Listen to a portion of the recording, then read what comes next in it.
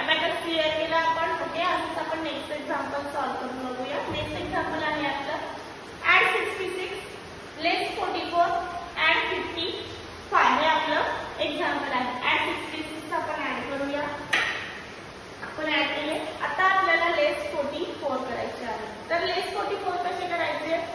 तर लेस 44 करायला आपल्याकडे बीट अवेलेबल नाहीये. मग काय करायचं? तर लेस 44 करायला आपल्याला लेस 4 चा फॉर्म्युला यूज करायचा आहे. कुठला फॉर्म्युला? तर लेस 44 चा आपल्याला स्मॉल फ्रेंड फॉर्म्युला यूज करायचा आहे. लेस 4 चा स्मॉल फ्रेंड फॉर्म्युला आहे लेस 5 ऍड 1. तोच आपण दोन्हीकडे ऍड केलेला आहे. लेस 44 झाले. आता आपल्याला ऍड 55 करायचे आहे. 55 आपण ऍड केले. ओके, आपला आन्सर आला. आन्सर किती आहे आपला? 77 आपला आन्सर आहे. आन्सर आपण राईट डाऊन करू. आन्सर आपण राईट डाऊन केलेला आहे. अबॅकस क्लिअर करूया. अबॅकस क्लिअर केला आपण. ओके, असंच आपण आता नेक्स्ट एक्झाम्पल सॉल्व करून बघूया. नेक्स्ट एक्झाम्पल आहे आपलं ऍड 99 ऍड 55 लेस 33 हे आपलं एक्झाम्पल आहे. ऍड 99 आपण ऍड करूया.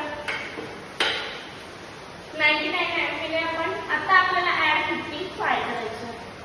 ऍड 55 कसे करायचे?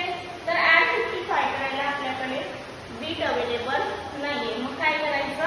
तर ऍड 55 करायला आपल्याला ऍड 5 चा फॉर्म्युला यूज करायचा आहे. कुठला फॉर्म्युला? तर ऍड 5 चा आपल्याला बीट फ्रेंड फॉर्म्युला यूज करायचा आहे. ऍड 50 झाले आपले. ऍड 50 आपण केले. आता आपल्याला ऍड 5 करायचं आहे.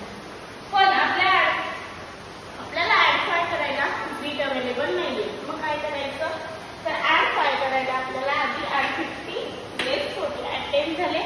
ऍड 5 चा फॉर्म्युला आहे ऍड 10 लेस 5. ओके, आपल्या ऍड 55 झालेले आहे.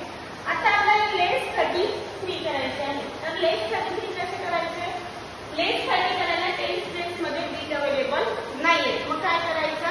तर लेस करायला आपल्याला लेस 3 चा फॉर्म्युला यूज करायचा आहे. लेस 3 चा फॉर्म्युला यूज केलेला आहे आपण. आता आपल्याला लेस 3 करायचं आहे. ते आपण ओके, आपला आन्सर आला. आन्सर किती आला आपला? 121 हे आपला आन्सर आहे. आन्सर आपण राईट डाऊन करून घेऊया. आन्सर आपण राईट डाऊन केलेला आहे. अबॅकस क्लिअर करूया. ओके, याचे सगळे एक्झाम्पल मी तुम्हाला आपल्या अबॅकस पेपर सॉल्व करून दाखवलेली आहे.